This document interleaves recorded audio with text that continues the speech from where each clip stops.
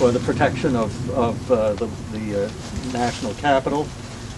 They were in camp during the Battle of Bull Run, and then they were anxious to go home. They were disillusioned, but basically they had mostly served their 3-month enlistment. As you know, I think the Union felt that it was only going to be a 3-month war. But one thing remarkable is that the company returned home without a single death, and it was especially important that disease did not take anyone. Disease was more to be feared than battle wounds, it seemed, at least in terms of numbers of casualties. So that's Silas Osgood. Doug, what was the unit that you mentioned? It was kind of unit? Lewiston Zouaves, which is a fancy name that concerned the kind of style that the uniforms that they wore and so forth. And it was Company K of the 1st Maine Regiment.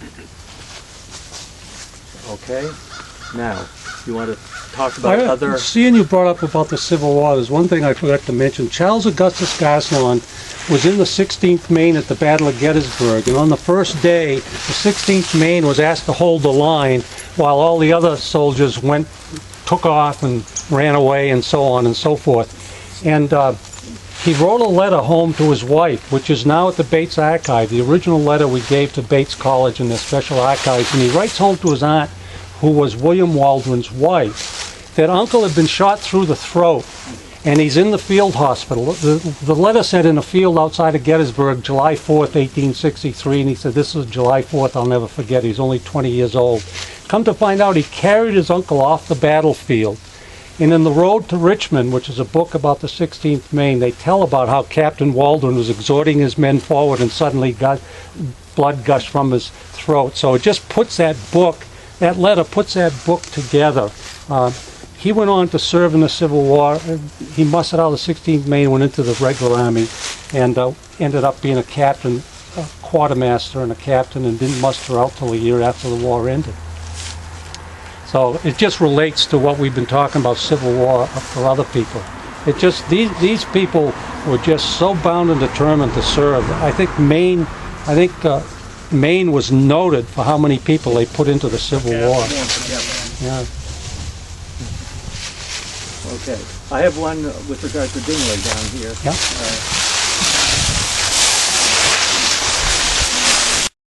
For this tour, we mentioned the mystery of a missing gravestone. Well, back in the 1970s, when I was researching my genealogy, I found this plot of the Dingley family, but William Dingley's stone was not here. And I wondered, well, something happened to it. I don't know what happened. That was in the 1970s. In the year 2003, Peter's house. You've named him. I was just going to say it was a Dingley.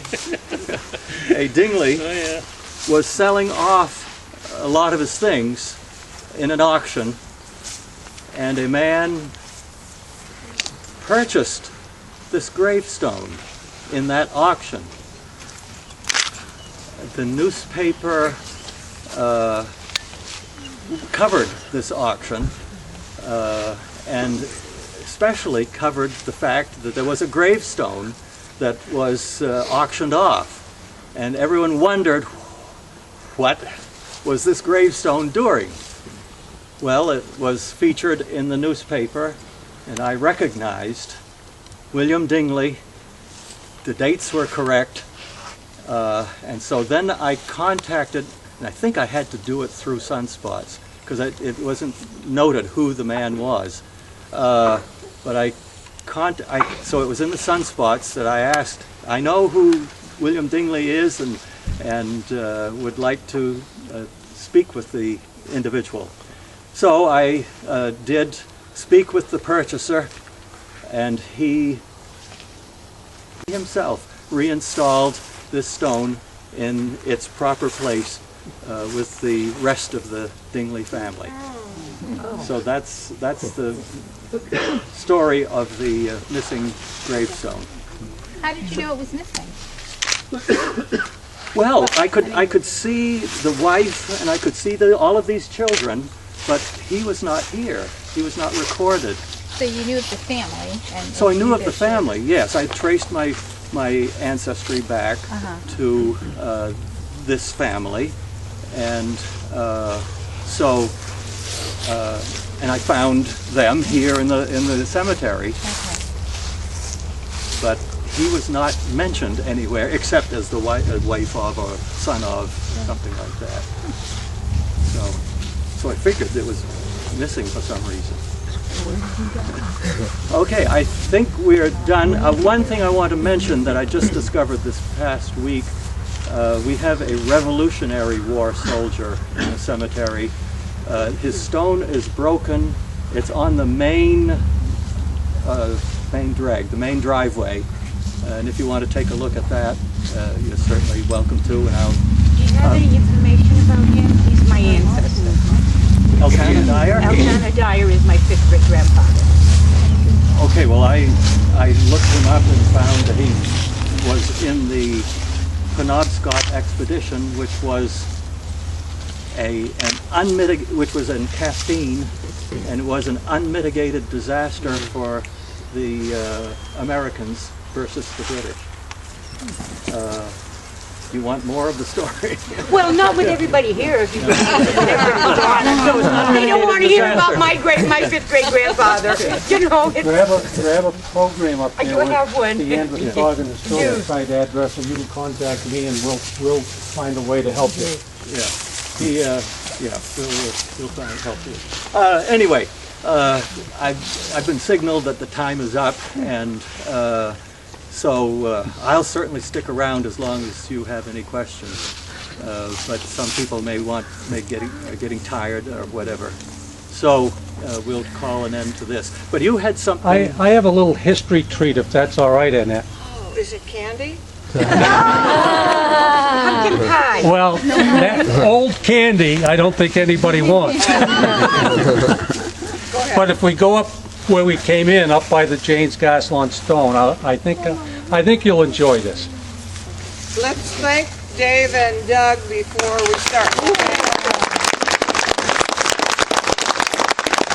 And if you're here for the intro, remember that there's a table at the entrance with brochures about the other programs, which includes a membership form for the people who are not yet members of the Historical Society, but keep thinking that they're going to join. This would be a good time to pick up that program.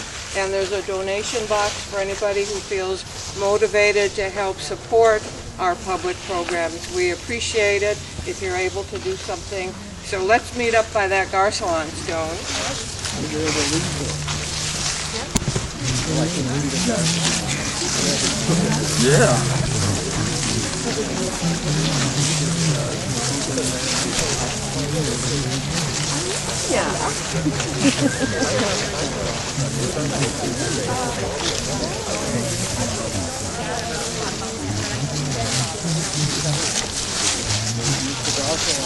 Yes. That was part of the Garcelon farm. They had a big farm up there. Oh, is it? At the corner of East Street and Sabanas, where the gas station is, used to be Alonzo Garcelon's house. He had a huge house, and there was a farmhouse. Had a huge Wow. We live right, that's our backyard. We live on Charles Street. And that's our backyard. And we always wondered about that.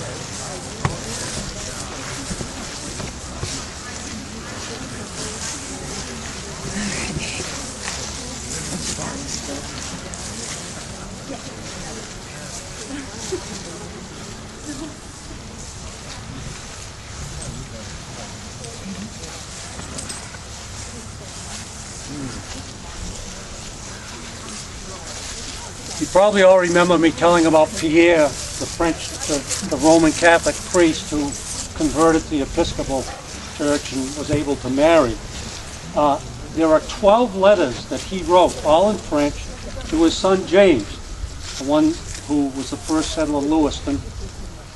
And in 1770, all of James' children are right in this row.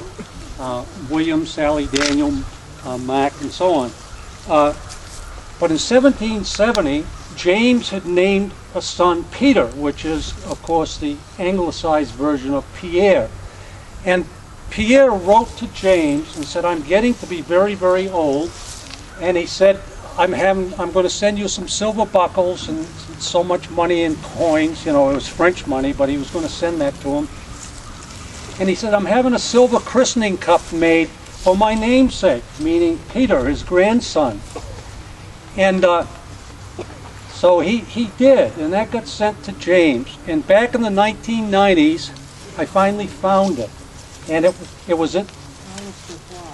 The letter, interestingly enough, the letter, in the old days they would take a letter and write on it and then fold it all over and put some sealing wax, and on the outside write an address. And the address said to James Garcelon, Cape Ann, New England, and if by the Boston way, care of Apollos Revoir.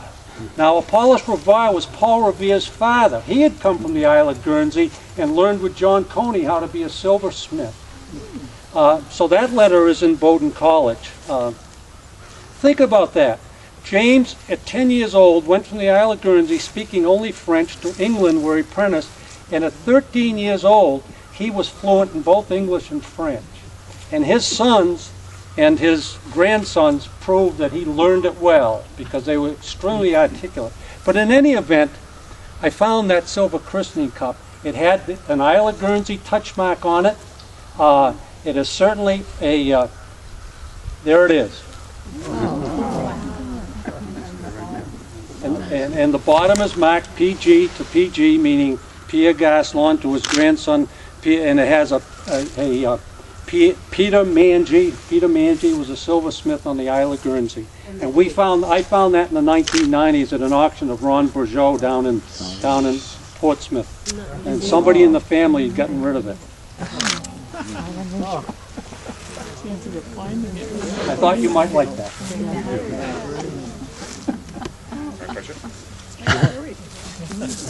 In the bottom.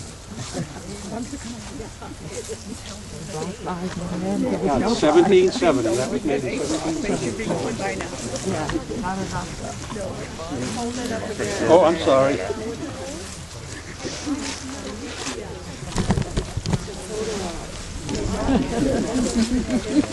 Thank you very much. Thank you. Good night.